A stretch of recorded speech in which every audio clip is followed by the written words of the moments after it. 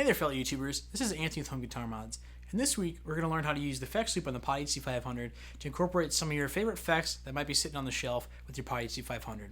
Now let's get started.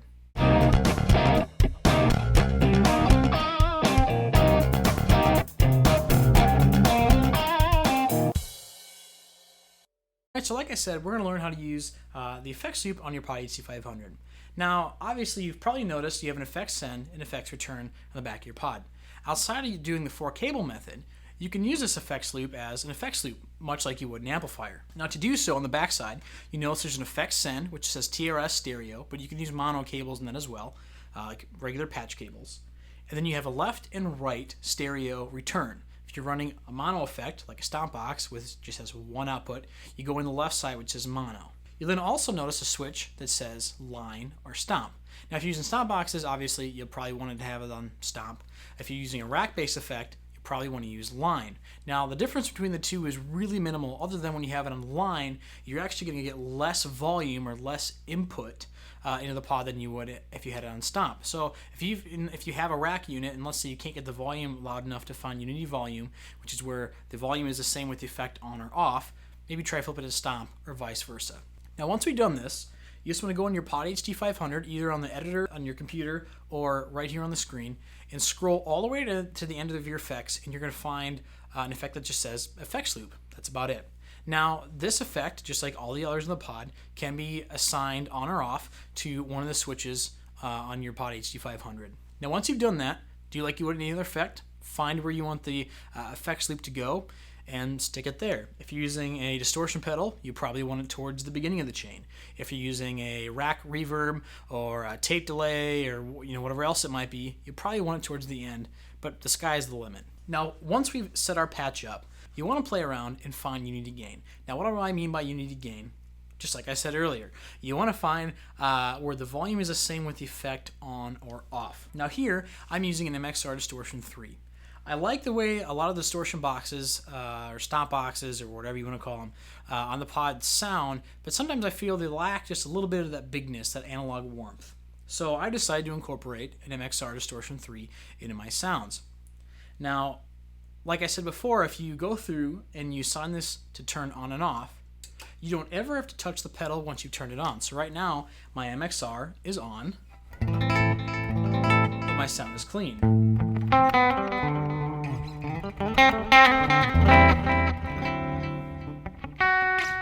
As soon as I turn the switch, obviously the button I have assigned for the effect, the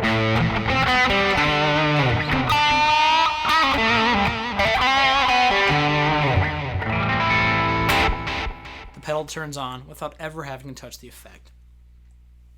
Now, unity gain, you want to go through and find where the pedal isn't too quiet or too loud. To do this, simply turn the effect on or off until you find the volume you need.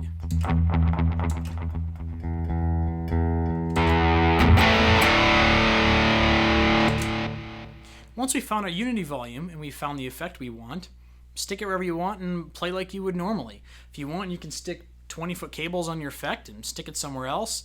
It might change the effect of the tone a little bit, or just use some small jumper cables, set it in the front of your pod, and just forget about it. What I like about this setup is now my pedal acts just like any other effect within the POD HD500. So when I switch over to my clean patch, the effect is still on, but it doesn't affect the tone of my other patches at all because the effects loop block isn't being used up. Now, if I had the effects loop block in this patch, obviously this sound would be in there because it's in that patch. If I switch back over to my distortion patch I've set up with the MXR, there's my pedal.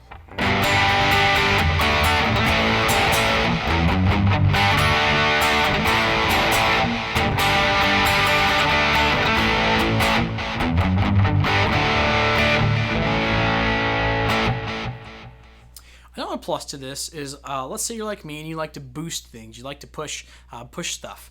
I've got a boost comp sitting right in front of my MXR. So by simply turning on the boost comp in the POD HD500, that effect will then run through my MXR Give me more gain.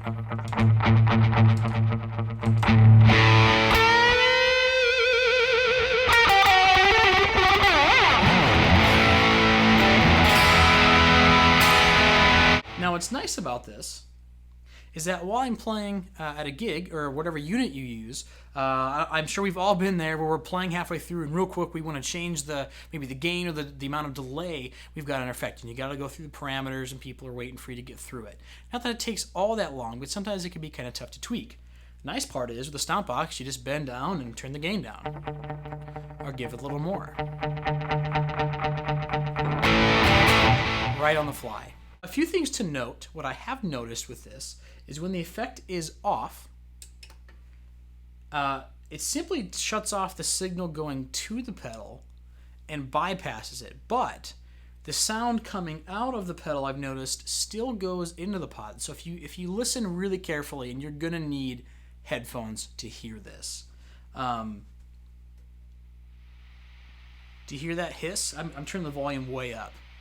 That's the noise coming from my MXR, even though the MXR isn't being played.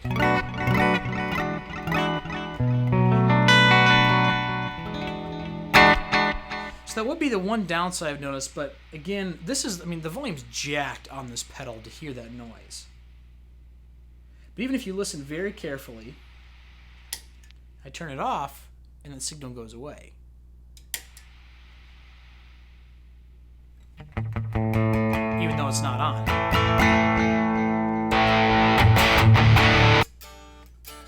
So that would be probably the one downside I've noticed with using the effects loop, and I hate to even call it a downside, because honestly, unless you're wearing in-ears or using an in-ear system, that's the only time you're ever going to hear it. Alright, so outside of that minuscule amount of noise you're going to get, I realize it sounded like a lot, but remember I jacked the volume on that pedal. The effects loop is great. It'll allow you to maybe pull out some of those old dinosaurs, some of these weird colored box things with crazy names, and use them with your POD HD500 to get the best of both worlds using your analog and digital effects all in one. If you have any questions or comments, please feel free. Don't forget to subscribe if you want to see more of these videos, as well as PM me with any suggestions, maybe patches you want to hear, things that you want to know about, whether it's mods or things that have to do with the POD HD500. As always, keep rocking, keep modding, keep those patches rolling, and thanks for watching.